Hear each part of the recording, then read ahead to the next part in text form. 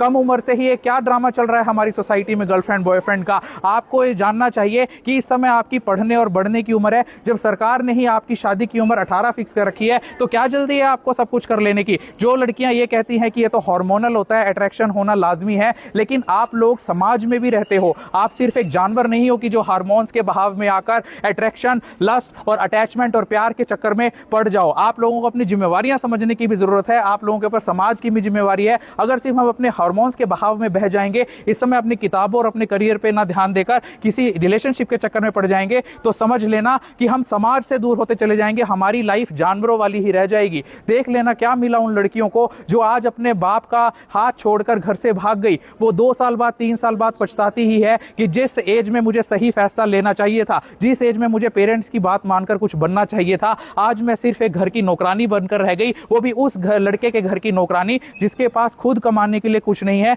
जो पंक्चर लगाता है, जो मैकेनिक है। क्या आप एक पंचर लगाने वाले से शादी करना चाहती हो? कितनी लड़कियां एक पंचर लगाने वाले से शादी करना चाहती हो?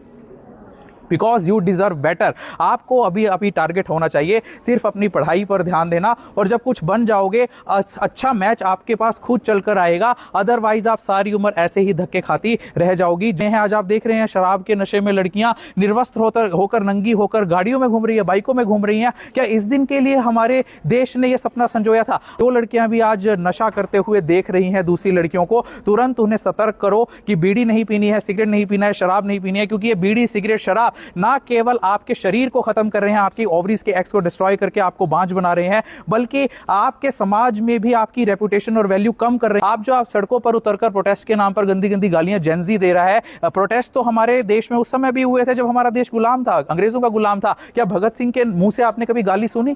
क्या लक्ष्मीबाई के मुंह से आपने कभी गाली सुनी? क्या सावित्रीबाई फुले के मुंह से आपने कभी गाली सुनी? तो आज ही छोड़ दो उन मां बहन बेटियों को गालियां देना, उनकी गालियां देना। जिस देश में बेटी बचाओ बेटी पढ़ाओ के नारे लगते हो, अगर उसी देश का छोटा बच्चा से लेकर बड़ा बुजुर्ग मां बहन और बेटी के नाम पर गालियां दे रहा है, तो धिकार है ऐसे नारे पर, और धिकार है उस बेटी मां और बहन के सम्मान पर जिसकी झूठी कस्में हम रोज खाते हैं। रक्षाबंधन के नाम पर जिसकी हम राखी अपनी कलाई पर बंधवाते हैं, अगर हमें वही बहन मां और बेटी की गालियां रोज देनी है, हर रोज देनी है, चाहे एक छोटा बच्चा हो या टीवी पर डिबेट पर बैठा हुआ एक नेता हो। छोड़ दो आज सभी उन मोबाइल फोनों को जो तुम्हें गंदी आदतें सिखा रही हैं, उन सभी फिल्मों को जो तुम्हें गालियां सिखा रही हैं, जो अपने पेरेंट्स की डिसरिस्पेक्ट करना सिखा रही हैं, और साथ में तुम्हें इस बात का बढ़ावा दे रही है कि असली फ्रीडम आपकी कम कपड़े पहनने में है। असली फ्रीडम आपकी कम कपड़े पहनने में नहीं है। असली फ्रीडम गर्भ निरोधक गोलियां खाने में नहीं है। असली फ्रीडम किसी लड़के के साथ भाग जाना नहीं है या सड़क पर नंगा होना नहीं है। असली फ्रीडम है अपने हकों को जानना, अपने हाथों की किताबों को थामना और कुछ बनकर दिखाना।